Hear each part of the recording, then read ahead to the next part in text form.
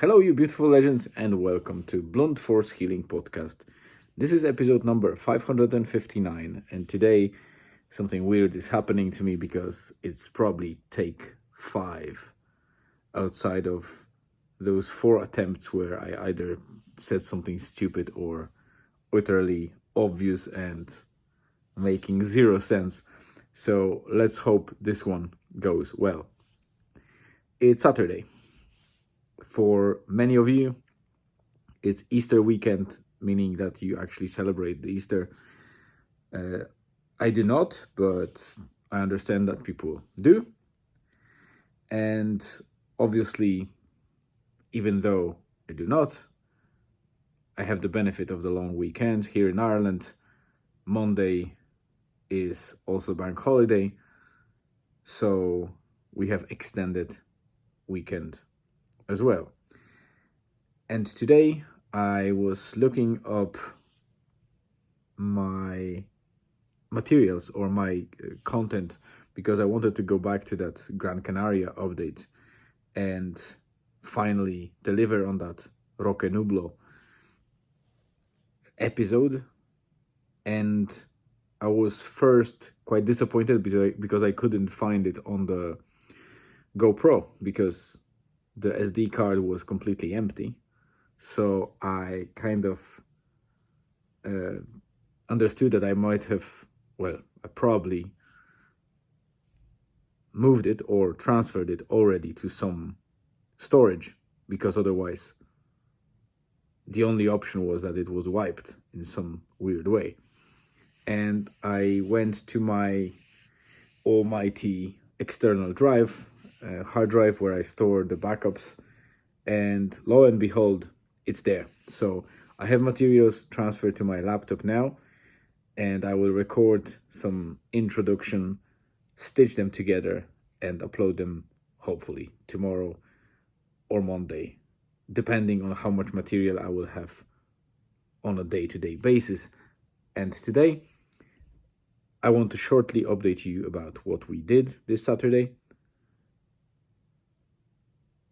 You know that I spoke a lot and we were many times in Glenveigh National Park. And today we also visited Glenveigh National Park, but this time from the other side of the valley, because we wanted to see, we never happened to reach anywhere else beyond the waterfall from the castle side. So we decided to, let's try and park the car on the other side of the valley and try to get to the waterfall from there and see how it looks.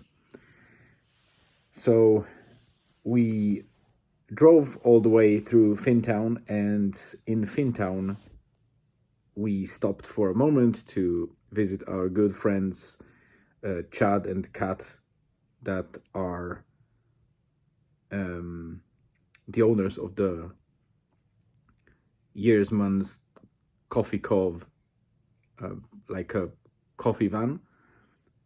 And we were happy to see them, have a quick nice chat and get a coffee and their homemade cakes, which are, by the way, brilliant. And basically headed on to Bridle path, that I think is called a Bridle path. I don't know what is the proper pronunciation. And for me and for Julian, it was a great perspective or different trail to go. It actually starts very high and you go down to the valley and see the lake and all those beautiful views. You can see the castle when you start walking straight away. So it's an amazing view. Today weather was perfect, so we went there, and there's definitely less trees out there. It's more kind of raw and without any woodland or anything like that for most of the segments or most of the way, until you get to the actual areas where it's closer to the waterfall and there's a little bit of trees. Another one of those houses that are used, this time this house is used for maintenance, and so it's closed for the tourists. on the contrary to the first one that we discovered closer to the castle, which is open for the public. There is one bridge that crosses the river, so it's definitely a way to go to the waterfall and potentially to that little beach that is on the lake, but we didn't explore that because it was quite boggy. We were unprepared to go into the boglands. We were in just the standard shoes, so we decided to skip it. And the trail itself was lovely. We met a lot of sheep along the way. There are little lambs appearing here and there now as the spring comes, so it's a lovely time to see those cuties. So in general, it was a lovely hike. My wife didn't feel well today. It's something about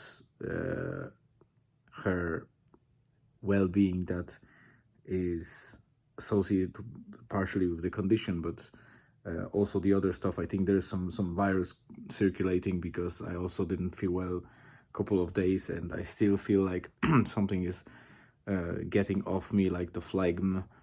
So there's definitely something in the air that doesn't work for us well. But the trail was great. We had a decent walk of about, I think, 9 kilometers or more. So it was a lovely day. We ended up going through Letterkenny, picking up some pizza and chips, but the place we took it had a very decent pizza, but the chips and everything else was quite dodgy, I would say.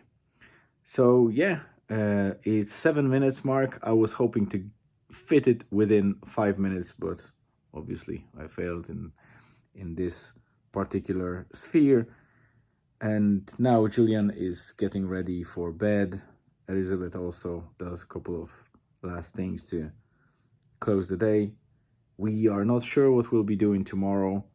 We'll see what weather we will get.